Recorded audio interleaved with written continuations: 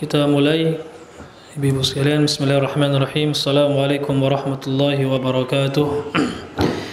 Innal hamdalillah nahmaduhu wa nasta'inuhu wa nastaghfiruh wa na'udzu billahi min shururi anfusina wa sayyiati a'malina. Man yahdihillahu fala mudilla lahu wa man yudlil fala hadiya lahu. Asyhadu an la ilaha illallah wahdahu la syarika lah wa asyhadu anna Muhammadan 'abduhu wa rasuluhu la nabiyya ba'dah.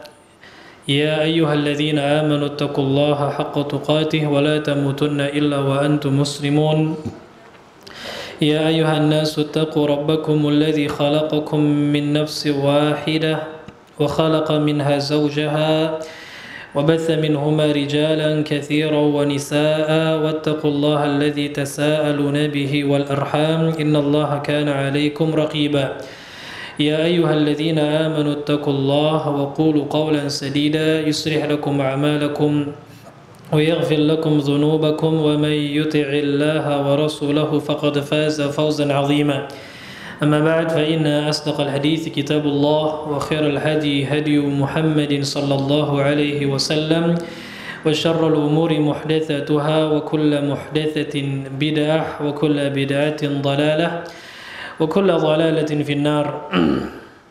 أيها الأخوات والأمهات rahimani wa rahimakumullah. Ibu-ibu dan para akhwat sekalian yang dirahmati oleh Allah Subhanahu wa taala, alhamdulillah, marilah kita bersyukur kepada Allah Subhanahu wa taala yang telah memberikan kepada kita nikmat-nikmatnya, mulai dari nikmat iman dan Islam, kemudian nikmat kesehatan dan kesempatan, dan nikmat-nikmat yang lainnya yang tidak bisa kita hitung satu persatu. Sebagaimana yang Allah Subhanahu wa taala firmankan, wa in ta'uddu ni'matallahi la tuhsuha. Kalau seandainya kalian menghitung-hitung nikmat Allah, kalian tidak akan bisa menghitungnya. Berapa jumlah nikmat Allah kepada kita itu enggak akan bisa kita hitung jumlahnya. Saking banyaknya nikmat Allah kepada kita. Salawat beriringkan salam mudah-mudahan selalu tercurahkan kepada suri tauladan kita, Nabi akhir zaman, yaitu Nabi Muhammad sallallahu alaihi wasallam, serta keluarga, sahabat dan orang-orang yang senantiasa mengikuti beliau hingga akhir zaman kelak. Para akhwat dan ummahat yang dirahmati oleh Allah Subhanahu wa taala, kita insyaallah kembali akan melanjutkan pembahasan kita tematik, cuma karena kemarin baru penjelasan tentang syarat-syarat pakaian wanita sudah kita jelaskan kita jelaskan tentang masalah pakaian wanita, batasan aurat, kemudian juga syarat-syarat pakaian yang syar'i, hijab yang syar'i itu sudah kita jelaskan. Nah, yang mana poin pertama itu tentang aurat seorang wanita di hadapan laki-laki yang ajnabi, yaitu yang bukan mahram. Sudah kita jelaskan bahwasannya wanita muslimah di hadapan laki-laki yang bukan mahramnya, dia wajib menutup auratnya, dan batasan aurat wanita sudah kita jelaskan, para ulama sepakat batasan aurat wanita itu seluruh badan. Itu sepakat, cuma yang terjadi perbedaan adalah wajah dan telapak tangan. Adapun kepala, rambut, leher, kaki, betis, apalagi lebih dari itu, ini aurat. Tidak boleh ditampakkan kepada laki-laki yang bukan mahram. Untuk para ibu-ibu sekalian, para akhwat, tidak boleh. Ini sepakat ulama. Cuma ada khilaf, perbedaan itu dalam masalah wajah dan telapak tangan. Wajah dan telapak tangan. Apakah wajah wanita aurat? Apakah telapak tangannya juga aurat? Nah, ini terjadi khilaf di antara para ulama.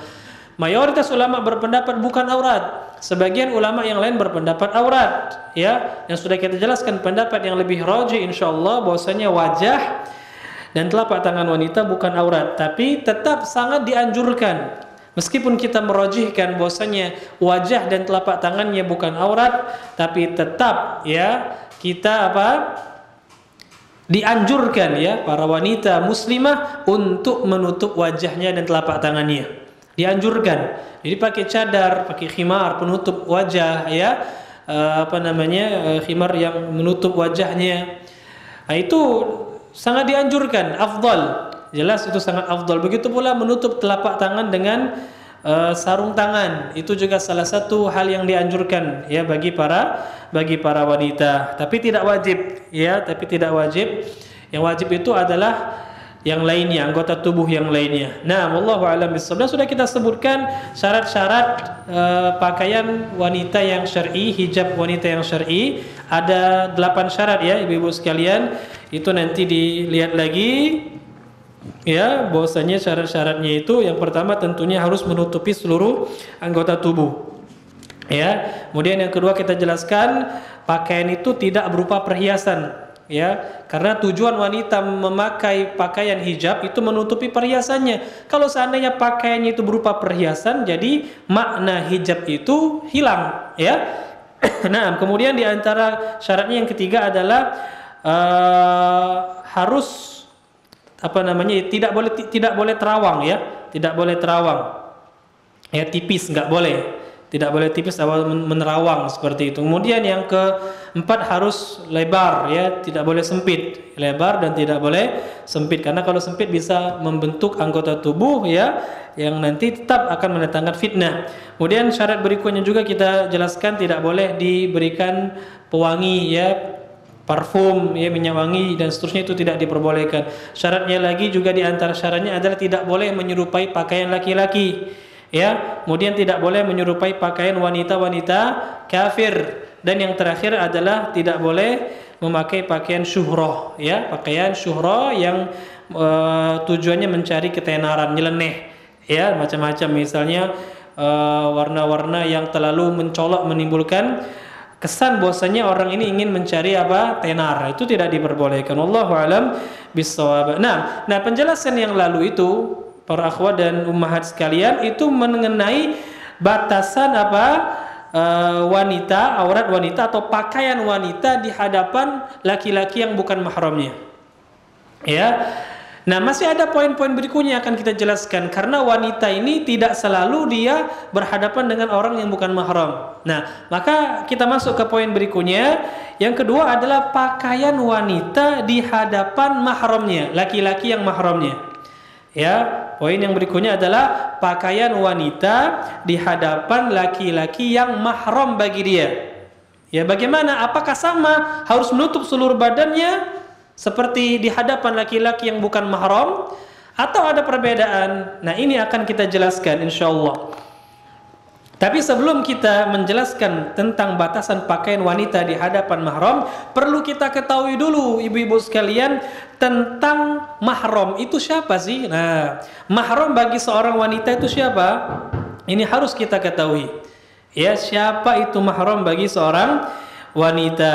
Nah, yang jelas hakikat dari mahram bagi seorang wanita itu adalah orang yang diperbolehkan, itu laki-laki yang mahram bagi wanita adalah laki-laki yang dia diperbolehkan untuk melihat wanita tersebut ya, dan berkhalwat, berdua-duaan dengan dia, dan safar bersama dia, bersafar bersama ya.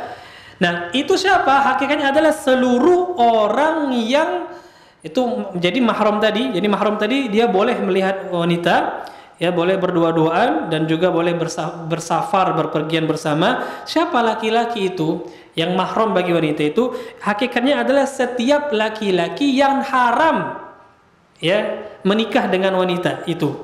Ya, alat ta'bid, yang sifatnya itu alat ta'bid selama-lamanya. Jadi ibu-ibu sekalian, para akhwat, siapa mahram anti sekalian? Mahramnya adalah laki-laki yang tidak boleh menikah dengan Anda ya ibu-ibu sekalian. Laki-laki yang tidak boleh menikah dengan antunna ya, itu ta'bid selama-lamanya. Ya, selama-lamanya. Baik sebabnya karena nasab atau karena sepersusuan.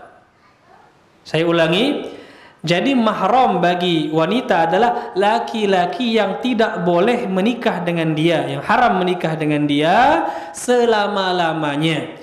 Baik disebabkan karena nasab atau karena sepersusuan. Ya, atau karena sepersusuan. Nah, inilah hakikat dari mahram bagi wanita. Naam. Nah, kalau kita mau mengetahui tentang siapa saja laki-laki tersebut mahram bagi wanita, yang wanita itu boleh memperlihatkan kepalanya misalnya ya, atau bagian tubuhnya yang harusnya ditutup di hadapan laki-laki yang bukan mahram. Nah, untuk mahram boleh. Untuk mahram itu diperbolehkan, ya.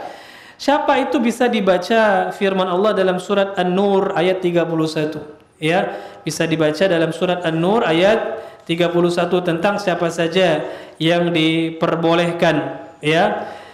Nah, jadi Allah Subhanahu wa taala berfirman, "Wala yubdina zinatahunna illa li bu'ulatihinna aw abaihinna aw abai bu'ulatihinna aw abnaihinna aw abnai bu'ulatihinna aw ikhwanihinna aw bani ikhwanihinna aw bani akhwatihinna aw nisaihinna." Sampai akhir ayat itu. Jadi buka surat An-Nur ayat 31, di situ terdapat penjelasan, ya. Nah, dari ayat ini, surat An-Nur tadi ayat 31 tadi, dapat kita simpulkan laki-laki yang merupakan mahram bagi wanita, ya, yang boleh baginya untuk menampakkan anggota tubuh yang seharusnya enggak boleh ditampakkan bagi laki-laki, tapi untuk mahram ini boleh. Siapa saja? Yang pertama, bapak, ya. Yang pertama adalah bapak. Catat ya Ibu Sani, yang pertama adalah bapak. Kalau enggak mau catat ya hafalkan surat An-Nur ayat 31. Ya. Nah, yang pertama adalah bapak. Jadi bapak itu diperbolehkan bagi seorang wanita untuk menampakkan anggota tubuhnya yang harusnya ditutup di hadapan orang lain, tapi untuk bapak ini boleh, seperti rambut, ya, kemudian telapak kaki, ya, kemudian lengan, ya kan. Nanti akan kita sebutkan insyaallah batasannya, ya, batasan anggota tubuh yang boleh ditampakkan di hadapan mahram. Nanti akan kita jelaskan, ya. Tetap ada batasannya ibu-ibu, ya, bukan berarti mahram jadi boleh benar-benar misalnya nggak berpakaian, ya, nggak juga, ya kan. Ada batasannya tetap, nanti akan kita jelaskan batasannya. Intinya kita jelaskan dulu siapa mahram itu. Yang pertama bapak. Mahram itu adalah bapak yang pertama. Termasuk hukum dari bapak adalah kakek. Ya, bapak kemudian kakek. Ya, bapak kemudian kakek. Kakek itu maksudnya adalah bapak dari bapak kita atau bapak dari ibu kita, ya. Nah, jadi bapak, kakek dan terus naik ke atas, kandung, ya, tentunya. Ini adalah mahram bagi seorang wanita. Ini yang pertama. Yang kedua, itu adalah bapak suami. Yang kedua adalah bapak suami. Jadi kalau ibu, ya, menikah dengan seorang laki-laki, ya kan. Nah, bapak dari suami ibu itu adalah mahram bagi ibu. Ya. Bapak dari suami ibu itu adalah mahram bagi ibu. Meskipun ibu sudah cerai dari suami. Paham? Ya, jadi bapak dari suami itu mahram. Meskipun wanita itu sudah cerai dari suaminya. Kalau sudah cerai, betul dia bukan mahram lagi dengan dia tidak ada hubungan dengan suaminya, tapi dengan bapak suami tadi atau mantan suami tadi, bapak dari mantan suami itu tetap mahram. Ini harus diketahui. Enggak boleh nikah selama-lamanya, ya. Jadi bapak dari suami itu mahram. Baik. Kemudian yang ketiga. Yang ketiga adalah abna'uhun, ya, anak. Jadi anak-anak ibu itu mahram, putra-putra ibu sekalian, ya, anak laki-laki ibu itu adalah mahram bagi ibu, ya. Mahram anak, jelas ini paham insyaallah kita, ya. Yang keempat, ya, anak dari suami. Anak dari suami, ya. Ustaz, anak dari suami maksudnya apa? Maksudnya kalau ibu menikah dengan duda, ya, suami itu bawa anak, suami ibu itu bawa anak dari istri yang pertamanya misalnya, ya, ibu menikah dengan dia. Nah, anak dari suami tersebut itu juga mahram, ya, itu juga mahram. Nah, untuk anak tadi itu turun ke bawah, anak, cucu, ya, kemudian cicit dan seterusnya, itu juga dinamakan anak di dalam Islam.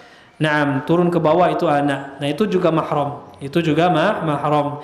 Nah, yang berikutnya, yang kelima, mahram bagi wanita adalah saudara. Saudara, ya. baik saudara kandung ataupun saudara satu bapak atau saudara satu ibu, seluruhnya masuk saudara. Saudara kandung itu bapak dan ibunya sama, saudara kandung itu ya. Saudara sebapak, bapaknya yang sama, ibunya berbeda. Misalnya bapak kita nikah dengan 2 orang wanita, kita anak dari istri yang pertama, dari istri kedua punya anak laki-laki, ibu ya. Nah itu saudara sebapak, itu mahram. Atau saudara seibu, misalnya ibu kita menikah dulu dengan laki-laki, nah kita anaknya, kemudian meninggal bapak kita, ibu kita nikah lagi dengan laki-laki lain, punya anak laki-laki, nah itu saudara seibu namanya. Itu juga mahram ya, saudara, baik saudara kandung atau saudara sebapak atau saudara seibu ya. Nah, yang berikutnya yang keenam di antara mahram bagi wanita adalah anak dari saudara dan saudari. Anak dari saudara dan saudari, bahasa kita apa? Keponakan. Ya, bahasa kita adalah keponakan. Jadi keponakan itu adalah mahram bagi ibu-ibu sekalian. Keponakan itu adalah mahram bagi ibu-ibu sekalian. Nah, kemudian yang berikutnya adalah paman. Yang berikutnya adalah paman, ya. Paman ini merupakan mahram, baik paman dari sebelah bapak atau paman dari sebelah ibu. Namanya paman itu saudara dari bapak atau saudara ibu. Saudara bapak atau saudara ibu ya. Baik itu paman dalam artian ya paman ya atau uwa ya bahasa kita. Nah itu juga mahram ya. Itu juga mahram, wallahu alam bissawab. Nah ini dari segi nasab ibu-ibu sekalian. Jadi mahram dari segi nasab inilah ya. Begitu juga tadi kita sebutkan mahram yang disebabkan karena sepersusuan. Mahram yang disebabkan karena sepersusuan itu juga mahram ya. Misalnya bapak sepersusuan, saudara sepersusuan ya, dan yang lainnya. Jadi ini mahram juga ya. Bapak sepersusuan misalnya ibu dulu waktu kecil itu nyusu dengan seorang wanita. Wanita itu punya suami. Nah, suami itu bapak sepersusuan bagi ibu. Ya. Nah, wanita itu punya anak laki-laki, itu saudara sepersusuan bagi ibu. Paham ya? Nah, jadi ini juga termasuk mahram. Jadi hukum sepersusuan itu sama seperti nasab. Sebagaimana sabda Rasulullah sallallahu alaihi wasallam, yahrumu mina radha'a ma yahrumu minan nasab. Yang mahram karena sepersusuan itu sama seperti mahram karena nasab. Wallahu alam. Paham sampai sini insyaallah? Ya, jadi mahram wanita itu yang kita sebutkan tadi, bapak, kemudian kakeknya juga termasuk, kemudian bapak dari suami, kemudian anak bawaan suami, kemudian saudara, ya saudara umum ya, kemudian anak dari saudara, kemudian paman. Ini nasab. Begitu pula dari segi sepersusuan, bapak sepersusuan, saudara sepersusuan, itu juga dianggap mahram. Wallahu alam bissawab. Nah, jadi kalau sudah mengetahui hal ini, ibu-ibu sudah paham. Nah, sekarang kita ke poin berikutnya tadi, itu tentang batasan ya badan kita, badan ibu-ibu sekalian, yang tubuh dia bagian dari tubuh ibu-ibu sekalian yang boleh ditampakkan di hadapan mahram, itu batasannya gimana? Batasannya bagaimana? Nah, ini yang penting untuk kita bahas juga. Kenapa? Karena perkara ini banyak tidak diketahui oleh wanita muslimat. Ya, banyak di antara kita yang nggak paham. Maka kita temui kadang-kadang anak perempuan di rumah pakai celana pendek, pahanya kelihatan, dilihat oleh bapaknya, dilihat oleh kakak dan adiknya. Boleh nggak seperti ini? Nah, ini yang akan kita bahas. Ya, ini yang akan kita bahas. Taib. Nah, batasannya gimana? Para ulama berbeda pendapat tentang hal ini. Ya, batasan anggota tubuh wanita yang boleh ditampakkan di hadapan laki-laki mahram bagi dia. Itu bagaimana batasannya? Ada dua pendapat, ibu-ibu sekalian. Para akhwat yang dirahmati oleh Allah Subhanahu wa taala, ada dua pendapat dalam hal ini. Pendapat yang pertama, batasannya adalah seperti batasan aurat sesama laki-laki. Sesama laki-laki. Sekarang pertanyaannya, aurat laki-laki dengan laki-laki itu dari mana sampai mana ibu-ibu? Dari pusar sampai lutut. Ya. Nah, sebagian ulama seperti ini. Jadi seorang wanita itu ya batasan aurat dia di hadapan mahram dia adalah dari pusar sampai lutut. Di atas pusar gimana? Bukan aurat. Ya, bukan aurat. Tapi jangan juga dipahami, oh berarti boleh nampak, mohon maaf, dada terbuka di hadapan mahram. Bukan seperti itu juga maksudnya. Maksudnya kalau ada uzur, ya, kalau ada uzur di sebagian keadaan, kadang-kadang memaksa wanita itu, ya mohon maaf, membuka bagian tubuhnya yang atas. Contoh misalnya ibu-ibu mau punya bayi, mau menyusui bayinya. Nah, boleh nggak menyusui bayi di depan bapak? Ya seperti ini. Nah, menurut pendapat ini berarti boleh. Ya, diperbolehkan seperti itu menurut pendapat yang pertama ini, karena batasannya dari pusar sampai lutut, ya. Tapi ingat sekali lagi, jangan sampai berarti boleh. Ya, jangan dipahami seperti itu, karena ulama nggak ngeres seperti itu. Ya, jangan dipahami berarti boleh di rumah buka saja. Nauzubillah. Tidak seperti itu maksudnya. Ya, tidak seperti itu maksudnya. Wallahu a'lam bissawab. Ini pendapat yang pertama. Ya, mereka berdalil dengan beberapa dalil, ya. Naam. Pendapat yang kedua, annahu yajuzu an-nazar min al-maharim ila ma yadhhar min al-mar'ati ghaliban kama wadi'il wudu. Pendapat yang kedua bahwasanya batasan tubuh yang boleh nampak di hadapan mahram bagi seorang wanita itu adalah bagian-bagian tubuh yang biasa nampak di rumah. Bagian-bagian tubuh yang biasa nampak di rumah. Kira-kira ibu-ibu itu kalau di rumah gimana sih pakaiannya? Ya, maksudnya pakaian yang sopan, ya, bukan pakaian-pakaian yang terpengaruh dengan pengaruh barat. Pakaian-pakaian sopan itu gimana batasannya? Nah, seperti itulah. Ya. Berarti gimana saat betis boleh kelihatan? Boleh. Ya, karena itu biasa nampak di rumah. Saya yakin ya kan, betis itu biasa nampak di rumah. Lengan. Ya, lengan sampai siku misalnya itu biasa nampak di rumah, berarti boleh. Kepala, kemudian juga apa? Leher, biasa nampak nggak di rumah? Biasa, berarti boleh. Ya, berarti diperbolehkan. Ulama bahkan mengatakan apa? Memberikan apa? Batasan yang lebih jelas lagi, yaitu seperti kata mereka, ya tempat-tempat wudu, anggota-anggota wudu. Nah, anggota-anggota wudu itulah yang boleh ditampakkan. Jadi kepala, leher, kemudian lengan, kaki, ya, sampai betis naik sedikit, ya, itu diperbolehkan. Ini pendapat yang kedua. Lebih dari itu yang nggak biasa nampak nggak boleh. Contoh yang nggak biasa nampak apa? Dada, ya, perut, ya, kemudian paha, ya, ini nggak biasa nampak meskipun di rumah, ya kan, kecuali suami istri itu beda lagi. Maksudnya di rumah dalam artian satu keluarga. Yang nggak biasa nampak di rumah itu tidak diperbolehkan meskipun di hadapan mahram. Jadi boleh nggak seseorang wanita memakai pakaian pendek, pahanya kelihatan, bapaknya kelihatan, saudara laki-lakinya, boleh nggak? Nggak boleh. Baik pendapat pertama ataupun pendapat kedua tadi, Ibu. Nggak boleh, ya. Begitu pula dada, boleh nggak? Nah, menurut pendapat pertama tadi boleh. Pendapat kedua ini berarti tidak boleh. Kenapa? Karena dada nggak biasa nampak, ya. Allahu a'lam bissawab. Nah, adapun dalil dari pendapat yang kedua ini adalah hadis dari Ibnu Umar. Hadis dari Ibnu Umar radhiyallahu an, beliau pernah mengatakan kana rijalu wan nisa yatawadda'una fi zamanin Nabi sallallahu alaihi wasallam jami'an.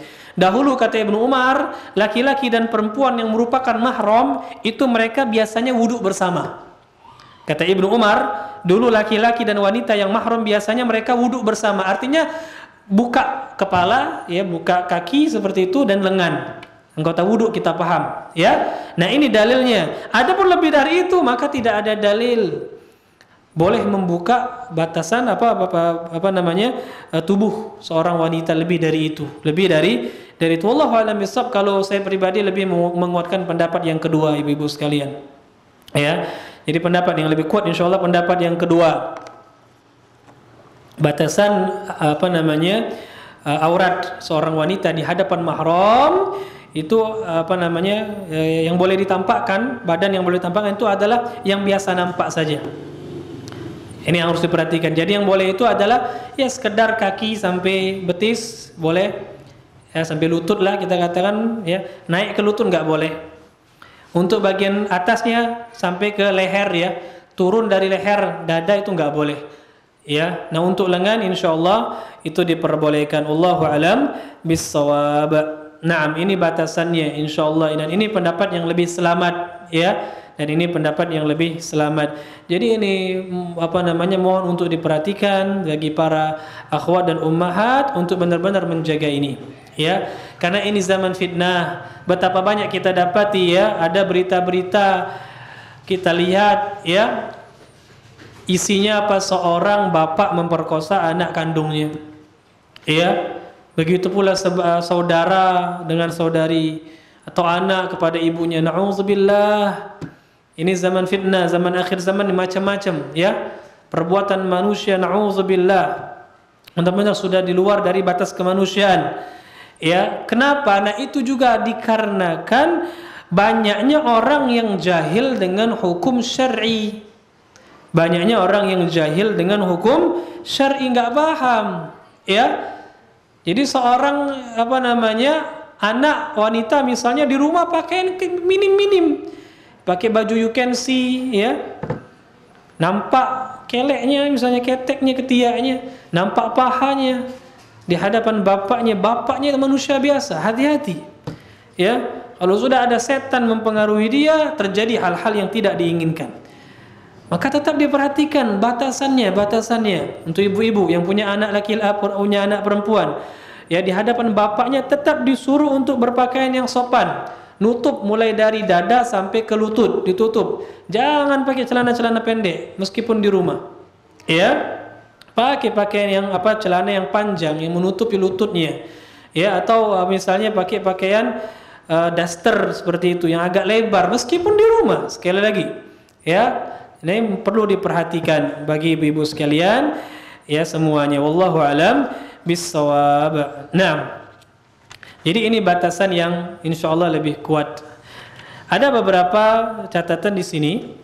Ya, setelah kita mengetahui bahwasanya seorang wanita boleh menampakkan tadi bagian tubuh seperti kepala, kakinya, betisnya, lengannya bagi mahramnya tadi.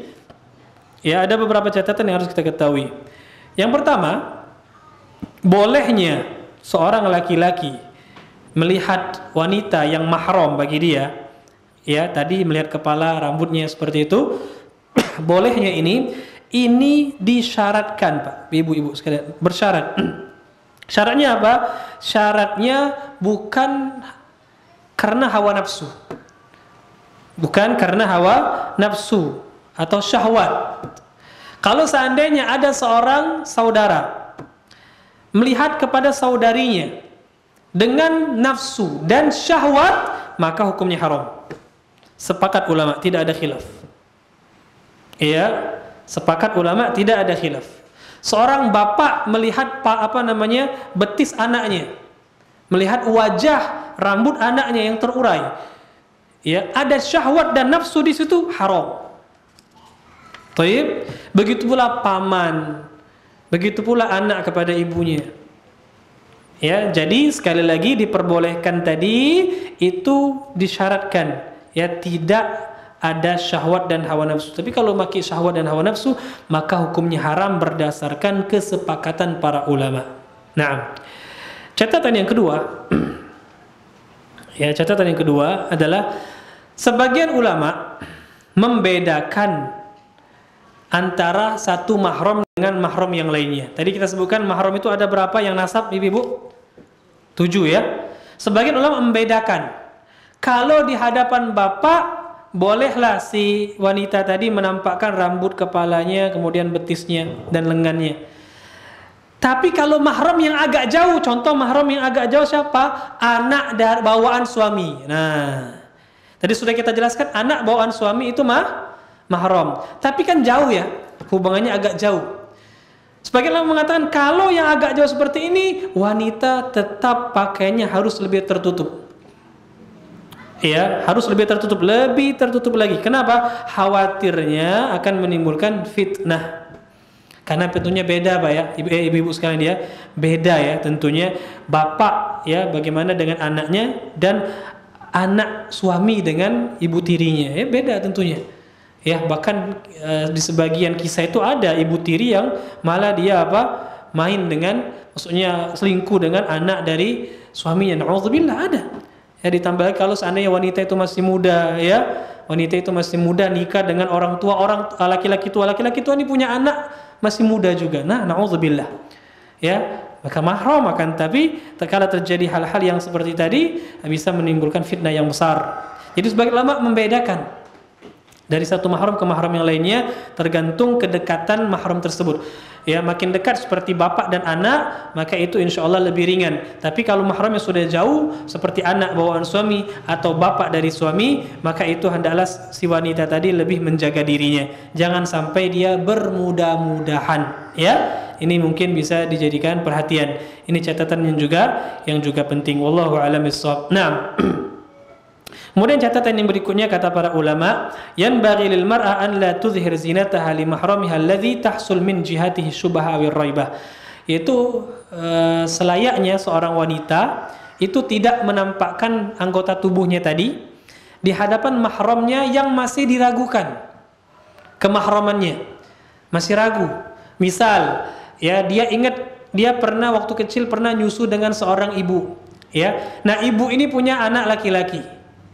Ya, nah cuma dia ragu, ibu benar-benar ini anak laki-laki kandungnya atau bukan, ya. Intinya ada keraguan-raguan lah. Ini mahram atau bukan ya, seperti itu. Nah, kalau masih ragu-ragu seperti ini, maka hukum asalnya wanita itu enggak boleh menampakkan anggota tubuh yang tadi seperti kaki, kepala dan lengan tadi itu tidak boleh ditampakkan. Kalau masih ragu-ragu apakah itu mahram atau bukan. Dan biasanya banyak keraguan-raguan ini tentang mahram sepersusuan ini banyak keraguan-raguan. Kalau ragu ya ibu-ibu sekalian, hukum asalnya enggak boleh ditampakkan. Jadi tetap menggunakan hijab ya seperti dianggap orang itu orang yang bukan mahram. Wallahu alam bishawab. Nah, ini beberapa catatan yang perlu diperhatikan. Nah, kemudian ada beberapa hal lagi yang berkaitan dengan masalah mahram ini. Tadi sudah kita jelaskan, boleh bagi wanita menampakkan beberapa anggota tubuhnya seperti kaki, lengan dan kepala di hadapan mahramnya. Nah, poin berikutnya juga diperbolehkan juga bagi wanita itu untuk bersentuhan dengan laki-laki yang mahramnya, salaman misalnya, anak perempuan salaman dengan bapaknya ya, cium tangan bapaknya boleh, ini diperbolehkan. Atau bapak cipika-cipiki ya dengan anak perempuannya diperbolehkan. Tentunya syaratnya aman dari fitnah, tidak disertai syahwat ya. Boleh insyaallah bersentuhan antara laki-laki dan perempuan yang mahram, bersalaman, cium tangan ya, atau cipika-cipiki misalnya ya. Tentunya harus terhindar dari fitnah dan syahwat ya. Dalilnya adalah dalam hadis riwayat Abu Daud, Tirmidzi, Hakim dan yang lainnya.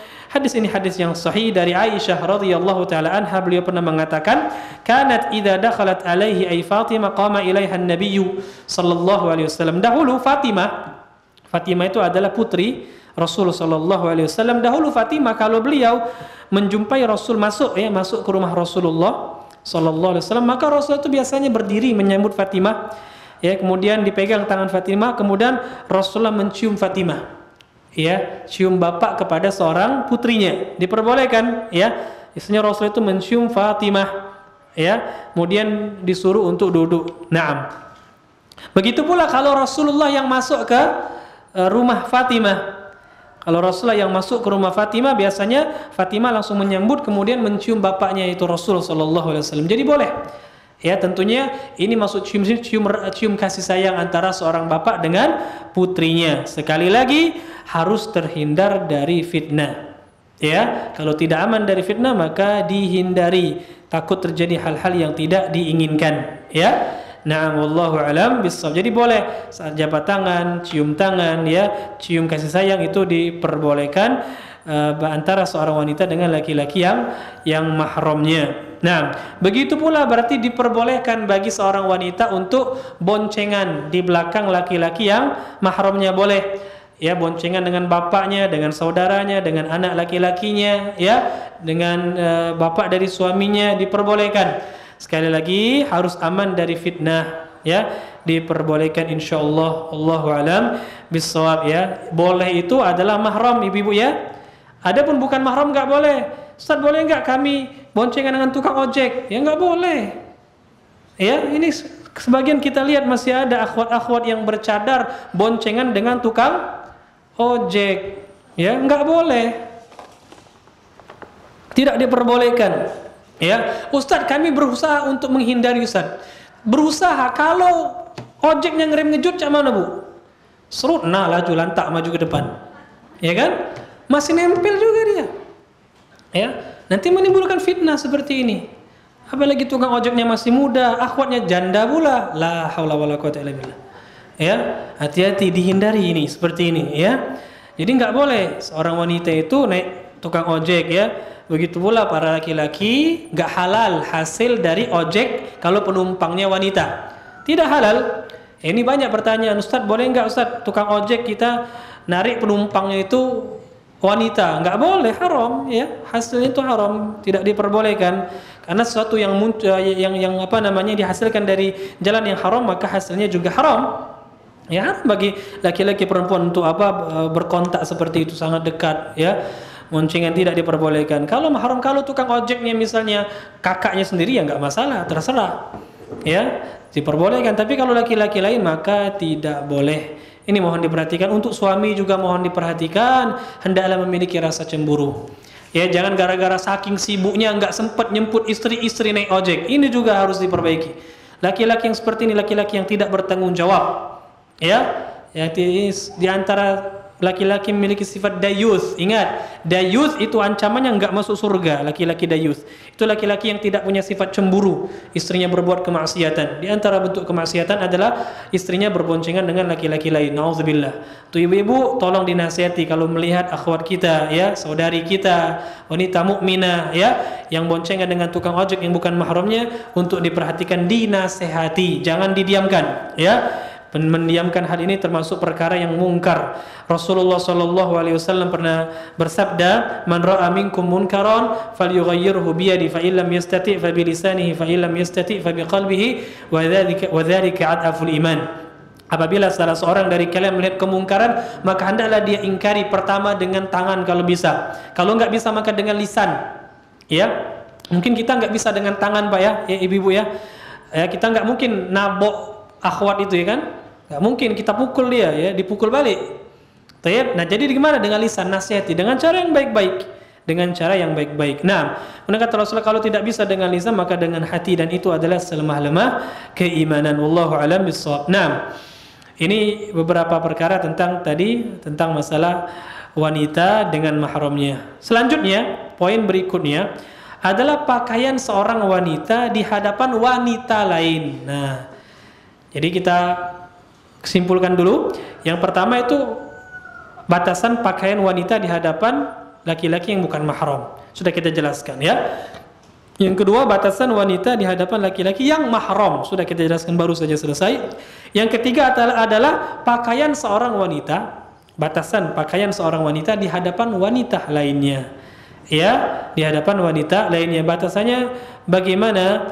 Batasannya kata para ulama adalah sama antara wanita dengan wanita, itu sama seperti antara laki-laki dengan laki-laki. Tadi sudah kita singgung, batasan aurat laki-laki dengan laki-laki adalah dari pusar sampai ke lutut. Berarti itulah batasan aurat wanita di hadapan wanita, sama. Ya, tidak ada perbedaan. Naam. Jadi batasan aurat wanita di hadapan wanita yang lain dari pusar sampai ke lutut. Ya, dari pusar sampai lutut ya. Naam. Jadi ini batasan aurat dari wanita di hadapan wanita lain dari pusar sampai ke lutut, seperti itu. Nah, jadi antara pusar sampai lutut itu aurat, nggak boleh ditampakkan. Ya, tidak boleh ditampakkan. Fala yajuz an tutlil mar'a ala ma baina as-surra wa rukbah. Maka nggak boleh bagi seorang wanita melihat ya anggota tubuh dari pusar sampai lutut wanita lain, nggak boleh. Paha misalnya, atau mohon maaf lebih dari itu. Ya, lagi sampai sawatan. Sawatan itu adalah kubulan dubur. Sawatan itu kubulan dubur, itu lebih nggak boleh lagi ditampakkan. Ya, itu lebih tidak boleh lagi ditampakkan dan hukumnya haram untuk dilihat. Jadi ibu-ibu ya, sama akhwat nggak boleh melihat paha dari akhwat lain, nggak boleh. Ya, seorang wanita tidak boleh melihat paha dari wanita lain, nggak boleh. Itu hukumnya termasuk salah satu dosa. Rasulullah pernah bersabda, la yanzur rajul ila auratir rajul walal mar'ah ila auratil mar'ah. Janganlah seorang laki-laki melihat aurat laki-laki lain, nggak boleh. Ya, jadi ini juga termasuk hujjah, dalil ya di antara para ulama yang mengharamkan menonton pertandingan bola kaki. Ya. Kenapa? Karena biasanya pertandingan bola kaki itu ada kelihatan aurat. Ya, yang nonton bola kaki tahu ya, atau yang dulu pernah nonton juga tahu ya. Apalagi kalau pemain bola jatuh ya, nampaklah kelihatan dia pakai celana pendek, kelihatan pahanya, dilihat, haram. Dan ini yang difatwakan oleh ulama di Lajnah Daimah di Saudi Arabia. Mereka memfatwakan main bola boleh, main bola, nonton bola yang nggak boleh itu. Ya, kenapa tadi? Banyak hal-hal yang menyelisih syariat, diantaranya adalah minimal melihat aurat dari pemain bola tersebut. Ya, Allahu a'lam. Naam. Walal mar'a ila auratul mar'a, kata Rasulullah juga tidak boleh wanita melihat aurat wanita lain. Nah, untuk diperhatikan sekali lagi antara pusar dan lutut aurat wanita. Jadi nggak boleh wanita melihat paha dari saudarinya. Perhatikan ibu-ibu ya, mohon untuk diperhatikan ini. Apalagi wanita ini kadang-kadang bermudah-mudahan. Kalau laki-laki biasanya agak lebih malu. Wanita sama wanita ini kadang-kadang bermudah-mudahan. Apalagi sudah di kamar berdua, teman akrab, sahiban, ya kan? Nah, pakai celana pendek, ya, sebatas pahanya kelihatan lah, saling melihat. Nah, ini tidak diperbolehkan. Ini haram. Rasulullah SAW melarang hal tersebut. Ini mohon diperhatikan ibu-ibu sekalian. Allahu a'lam. Nah. Tadi sudah kita jelaskan itu adalah antara laki-laki wanita dengan wanita, yaitu batasan auratnya wanita muslimah dengan wanita muslimah. Lalu bagaimana antara wanita muslimah dengan wanita yang bukan muslimah, wanita yang kafir? Ya, apakah sama atau tidak sama? Ya, ibu punya kawan misalnya Nasrani, seorang wanita Nasrani, agamanya Kristen. Ya, boleh enggak ibu misalnya pakai pakaian yang nampak lengan, nampak betis, seperti itu, boleh enggak? Ya, atau tidak diperbolehkan? Di sini terjadi khilaf di antara para ulama.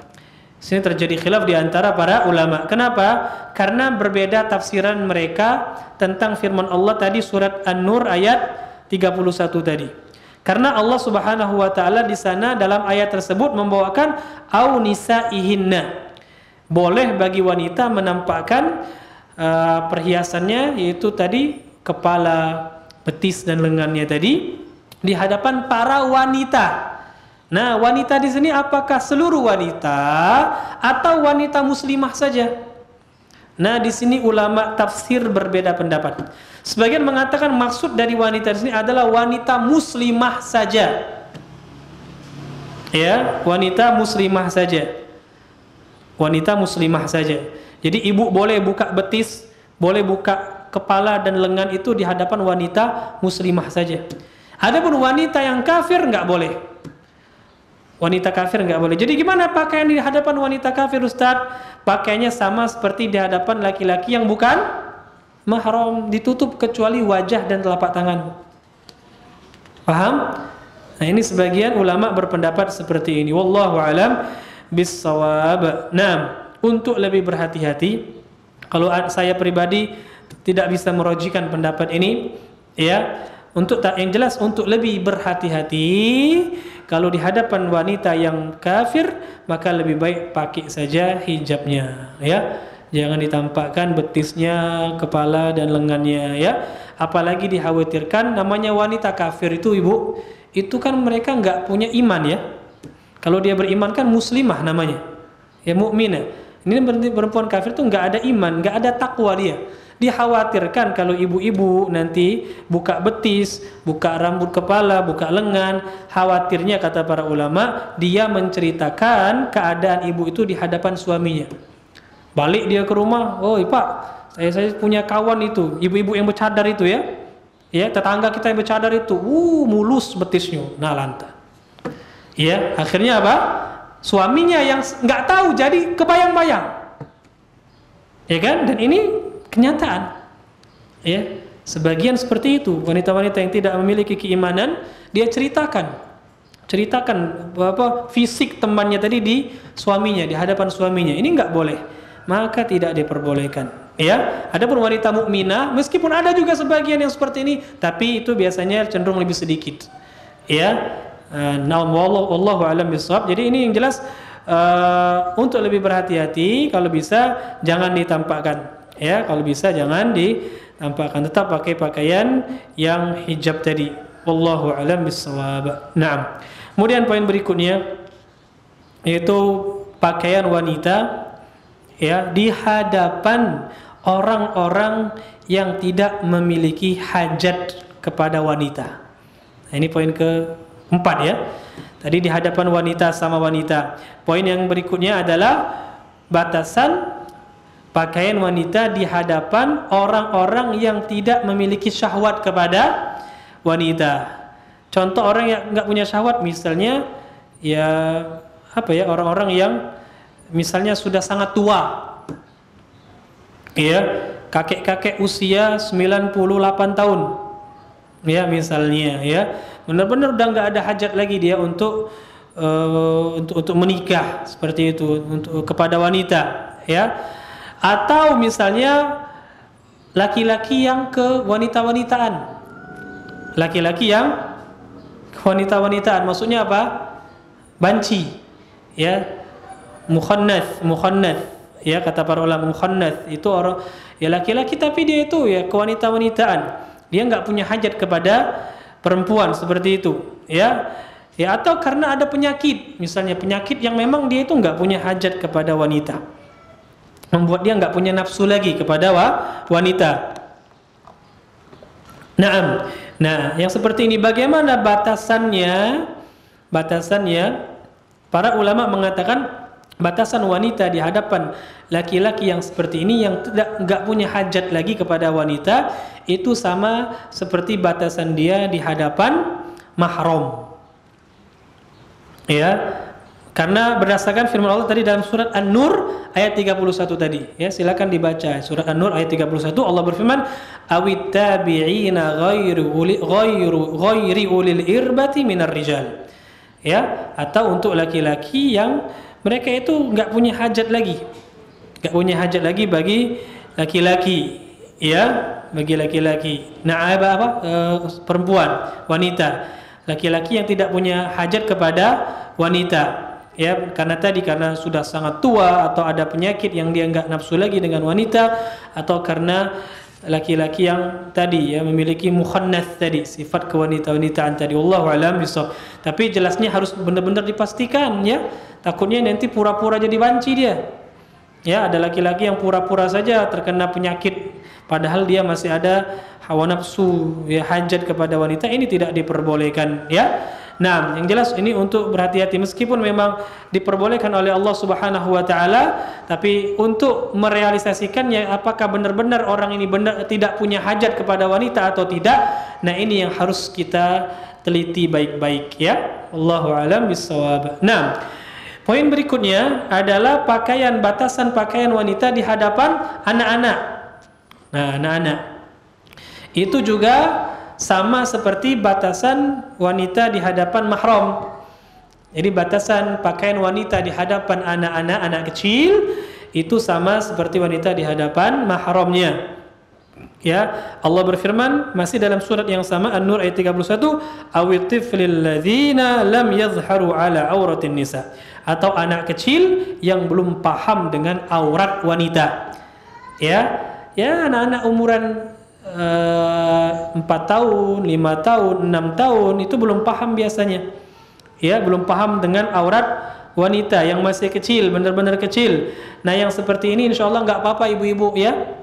Ibu-ibu ketemu anak kecil, ya, misalnya buka jilbab, ya, kelihatan betisnya, itu boleh, tidak masalah di hadapan anak kecil yang belum paham dengan aurat wanita, belum paham dia ini wanita cantik atau tidak, ya, dan seterusnya. Tapi kalau dia sudah paham, nggak boleh. Ya, kalau dia sudah paham maka tidak diperbolehkan. Biasanya umur 7 ke atas tuh deh, sebagian anak udah paham. Apalagi sudah mendekati usia baligh, misalnya 11 tahun, 12 tahun itu udah paham. Anak-anak kelas 6 SD itu udah paham. Sebagian anak-anak itu kelas 6 masuk SMP sudah ada yang baligh bahkan, ya. Maka ini tidak diperbolehkan lagi, ya. Jadi yang boleh itu hanya anak-anak kecil yang belum paham saja. Usia 4 sampai 6 atau 7 tahun itu, ya, 7 tahun ke atas itu sudah berhati-hati kita, jangan sampai ibu-ibu menampakkannya, ya, karena sudah besar biasanya. Wallahu a'lam bissawab. Nah, kemudian poin yang berikutnya adalah batasan wanita di hadapan suaminya. Ini yang terakhir, ya, batasan wanita di hadapan suaminya. Nah, adapun batasan aurat wanita di hadapan suami maka tidak ada batasan, ya. Likulli wahidin minaz zawjain an yanzura ila jami'i badanil akhar min ghairi karahah. Ulama mengatakan batasannya tidak ada.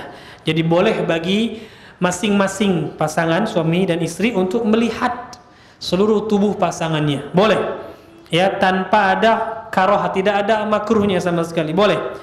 Ya, baik dengan syahwat ataupun enggak syahwat. Ya, tidak ada syahwat, ya enggak masalah. Ada syahwat, lebih enggak masalah. Ya, lebih tidak masalah. Nah, wallahu alam bissawab. Nah, cuma ada perbedaan di antara para ulama. Mohon maaf, apakah boleh setiap suami atau istri itu melihat, mohon maaf ya, kemaluan dari pasangannya masing-masing? Ini terjadi khilaf di antara para ulama.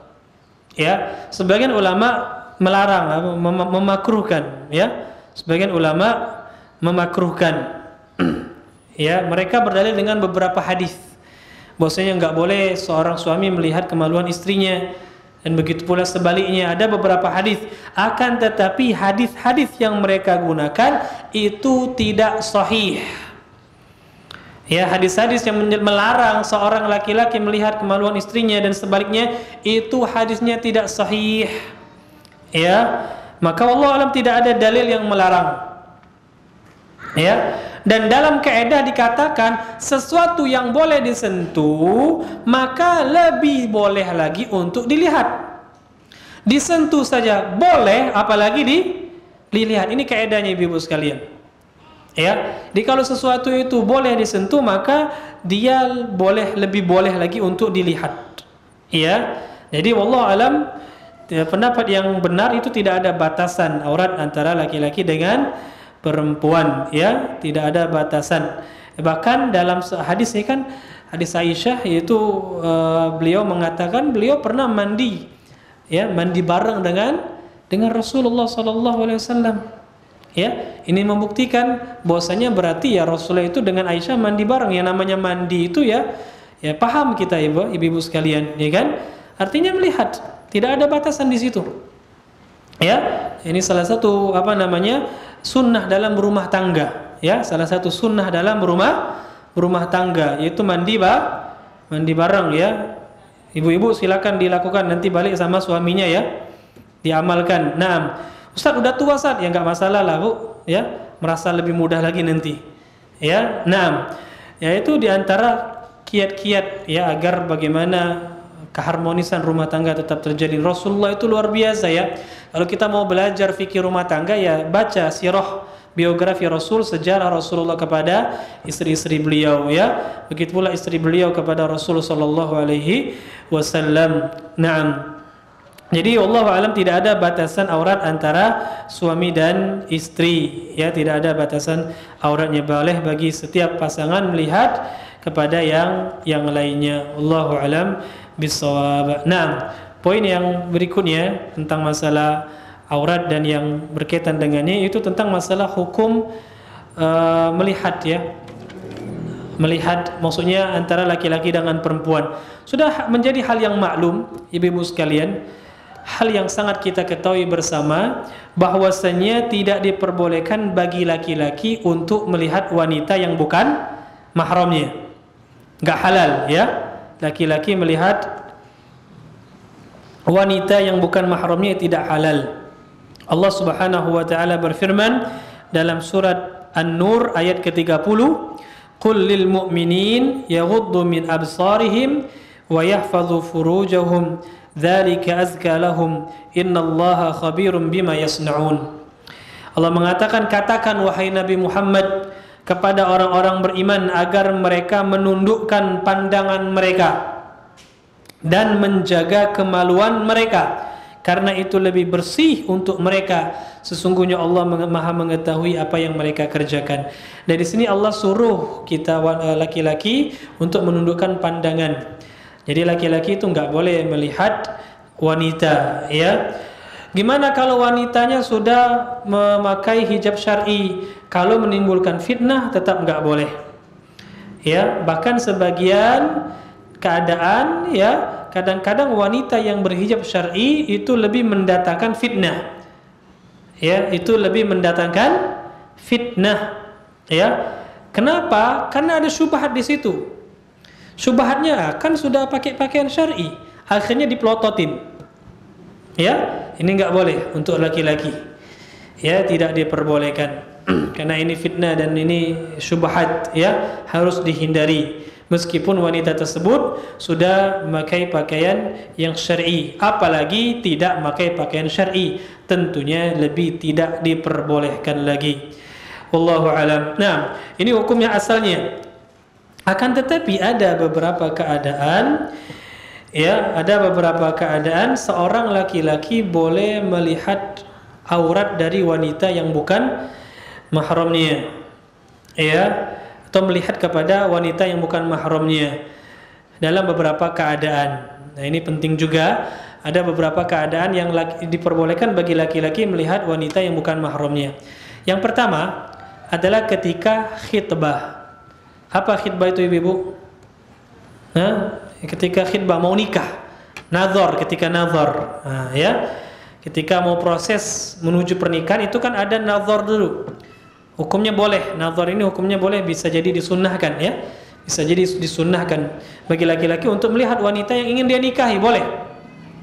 Ya, ulama berbeda pendapat tentang batasan dari bagian wanita yang boleh dilihat oleh laki-laki itu. Sebagian ulama mengatakan boleh dilihat cuma wajah dan telapak tangan saja. Wajah dan telapak tangan cukup. Kenapa? Karena biasanya wanita itu sudah terwakili kok dengan wajah dan telapak tangan.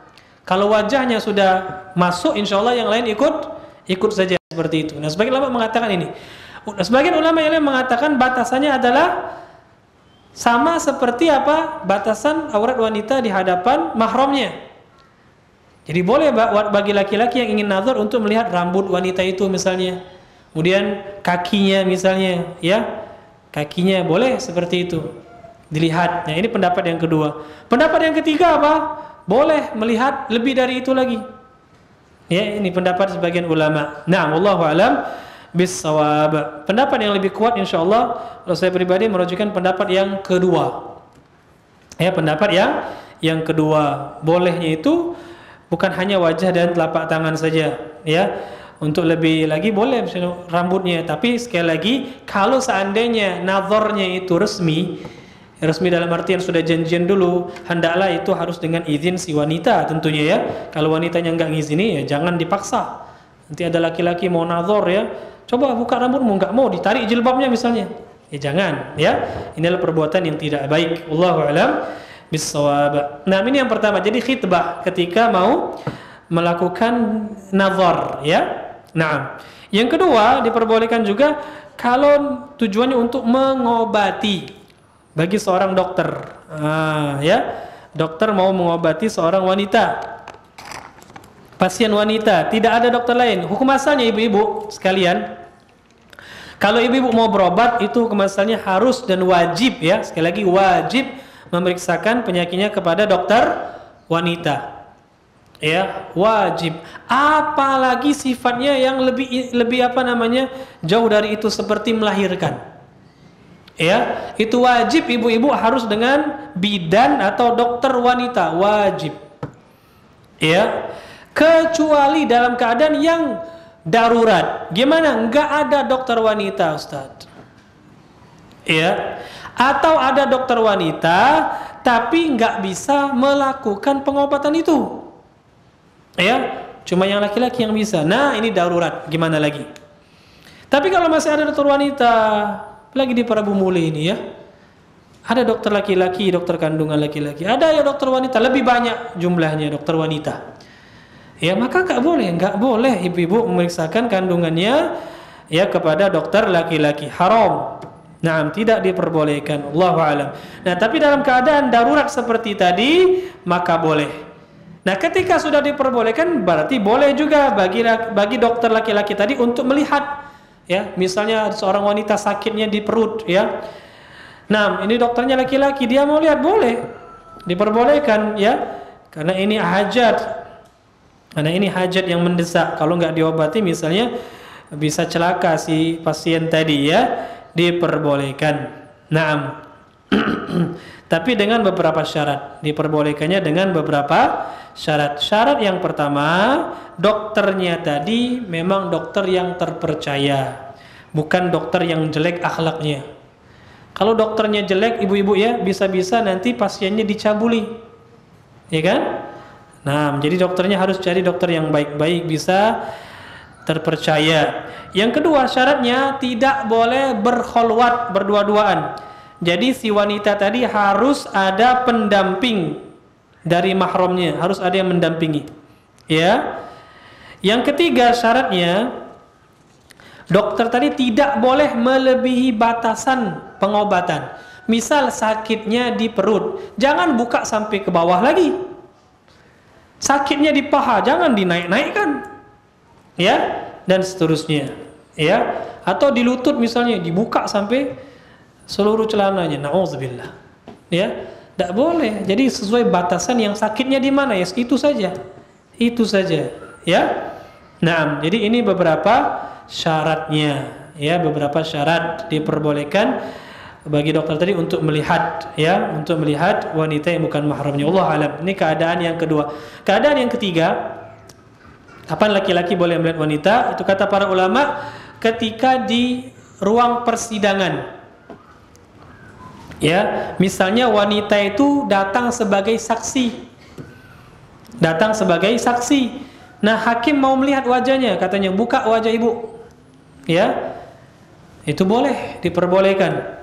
Ya, atau wajahnya masih agak kurang dipahami misalnya. Ada ciri-ciri lain, diperbolehkan. Ini diperbolehkan. Ini diantara bentuk, ya. Misalnya ada seorang wanita yang dia ini melakukan kejahatan. Ya kan? Ada bukti-bukti. Ada bukti-bukti. Nah, untuk menutupi keburukan dia, wanita ini pakai jilbab misalnya. Datang ruang persidangan, disuruh hakim, coba buka ibu. Ibu ketika pakai jilbab ini, si saksi tadi nggak tahu bener ibu ini pelakunya atau bukan. Ya, karena ketika melakukan nggak pakai jilbab. Buka jilbabnya misalnya. Boleh. Ya, intinya di ruang persidangan. Untuk hal-hal yang seperti ini diperbolehkan. Allahu a'lam bissawab. Nah, inilah beberapa keadaan yang seorang laki-laki itu boleh, ya, melihat wanita yang bukan mahram baginya. Allahu a'lam bissawab. Nah, tapi tentunya boleh di sini tadi sudah kita jelaskan, ketika nazar, ketika mengobati, ketika di ruang persidangan itu hanya sekedar melihat, ya ibu-ibu sekalian. Tetap nggak boleh kholwat, berdua-duaan nggak boleh. Berkholwat berdua-duaan laki-laki perempuan, nggak ada orang lain tuh nggak boleh. Ya, itu haram. Rasulullah mengatakan, la yakhluwanna rajulun bimra'atin illa ma'adhi mahram. Tidak boleh seorang laki-laki berkholwat berdua-duaan dengan wanita kecuali ada mahram yang mendampingi. Ini penting juga, termasuk ketika nazar, ya. Ibu-ibu sekalian, termasuk ketika nazar, ya, itu nggak boleh. Misalnya anak ibu-ibu, anaknya wanita, mau nazar dengan seorang laki-laki, ya, jangan ditinggalkan berduaan. Nggak boleh, harus ditemani. Bapak si wanita harus menemani, nggak boleh berdua-duaan. Karena ada ini sebagian kesalahpahaman di antara para ummahat, ya, mereka berpendapat kalau sedang nazar itu biarkan saja ngobrol Ustaz kedua-duanya. Nggak boleh. Tidak boleh, harus ditemani oleh si mahram. Paham? Nazarnya boleh, betul, tapi harus ditemani oleh mahram dari si wanita, ya. Dalam hadis lain Rasulullah bersabda, la yakhluwanna rajulun bimra'atin fa inna syaitan thalithuhuma. Janganlah laki-laki itu berkhalwat, berdua-duaan dengan seorang wanita. Kenapa? Karena setan akan menjadi yang ketiganya.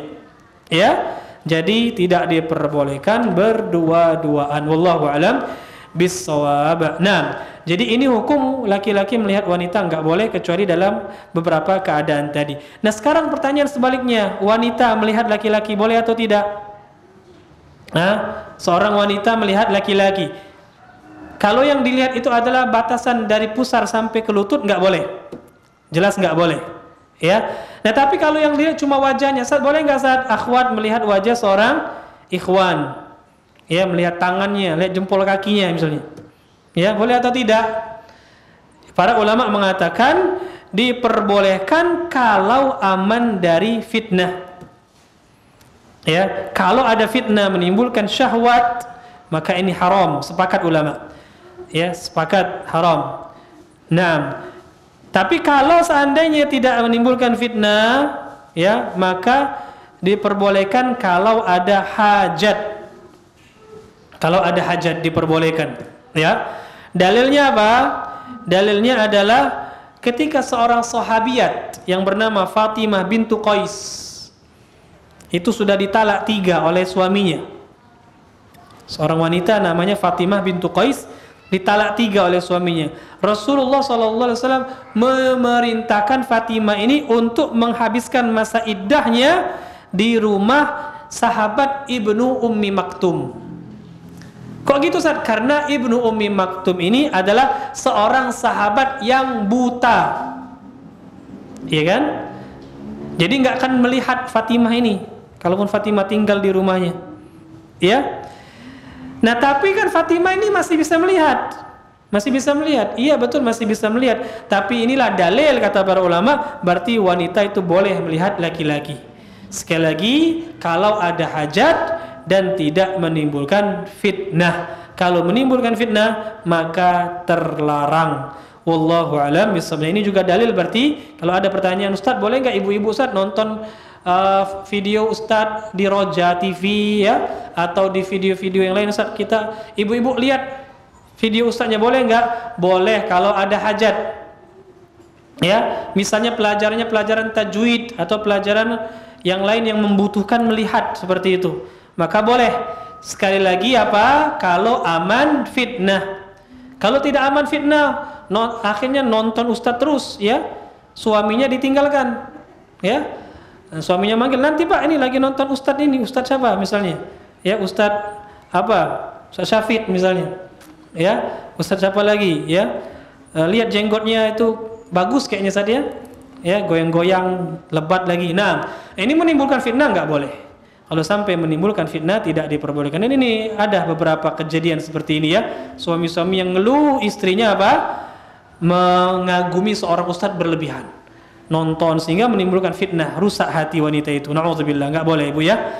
Jadi harus diperhatikan juga hal-hal yang sedemikian itu, ya, jangan sampai menimbulkan fitnah. Allahu a'lam bishawab. Insyaallah sampai sini dulu yang bisa kita jelaskan pada pertemuan kita kali ini. Mudah-mudahan yang kita sampaikan ini bermanfaat bagi ibu-ibu sekalian, menambah keilmuan kita tentang hukum masalah batasan aurat dan batasan pakaian wanita muslimah. Allahu a'lam. Masih ada waktu untuk tanya jawab. Silakan kalau ada pertanyaan bagi ibu-ibu sekalian yang ingin ditanyakan, langsung saja ditulis di kertas, ya. Nah, ini sudah ada pertanyaan. Ada pertanyaan, ya, kakak Ana punya ibu susu. Kakak Ana punya ibu susu. Bagaimana Ana dan adik-adik Ana? Apakah mahram juga dengan ibu susu kakak Ana tersebut serta anak-anak dari ibu susu? Tidak. Ya, enggak mahram. Yang mahram itu cuma kakak saja. Ya, adapun yang bertanya ini ya bukan mahram. Ini Anda nggak tahu yang bertanya ini ibu-ibu atau masih belum ibu-ibu, ya. Nah, jadi bukan mahram. Yang mahram itu hanya kakak anti saja yang nyusu itu sama ibu itu, ya. Allahu a'lam bishawab. Adapun saudara dari anti itu bukan mahram bagi ibu susu tadi ya. Nah, bagaimana dengan suami kakak anak? Suami, apakah mahram juga dengan ibu susu tersebut? Iya, mahram. Mahram ya, karena ibu sepersusuan seperti ibu kandung. Ya, seperti ibu kandung. Maka suaminya itu mahram juga bagi ibu susu tadi.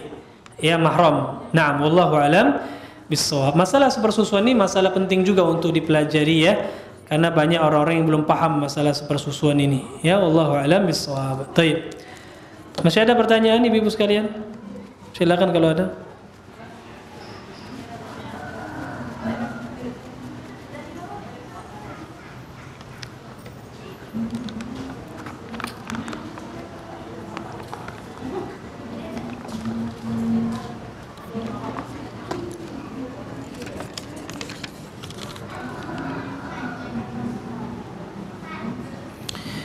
Bagaimana dengan wajib nafkah kepada anak yang ibunya tidak dinikahi? No? Dan ibunya itu kafir. Maksudnya gimana? Zina ya? Naam. Wallahu alam, anak zina itu terputus nasabnya ya. Anak zina itu terputus nasabnya. Jadi untuk kewajiban nafkah berarti juga terputus. Ya, jadi siapa yang wajib menafkahi anak tersebut? Ibunya, bukan bapak biologisnya.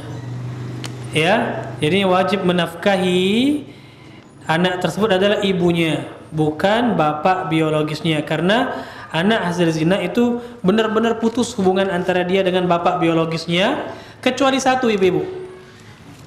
Perhatikan, anak dengan bapak biologis, anak hasil zina dengan bapak biologisnya itu seluruh hubungannya itu terputus, kecuali satu. Apa? Haramnya mereka untuk menikah. Haramnya mereka untuk menikah. Contoh, laki-laki A berzina dengan wanita B, ya, menghasilkan seorang anak wanita C, ya. Jadi A itu laki-lakinya, B perempuan wanitanya, C anaknya wanita juga. Nah, antara A dengan C ini putus hubungan sudah. Nasabnya nggak boleh kembali ke dia, si A tadi nggak wajib menafkahi dia, dan seterusnya. Tidak ada saling waris di antara mereka. Nggak boleh jadi wali kalau anak ini mau menikah. Ya, cuma satu. Ya, apa? Nggak boleh si A menikah dengan C. Nggak boleh. Kenapa? Karena itu anak biologisnya. Ustaz, kan bukan anak saya secara nasab. Betul, tapi anak biologis tetap nggak boleh dinikahi. Hukum yang lain putus kecuali ini. Satu ini yang tetap ada hukumnya. Jadi nggak boleh bagi A dan C tadi untuk menikah. Tidak boleh. Ya, kalau sampai menikah, maka sebagian ulama mengatakan itu harus dihukum, ya.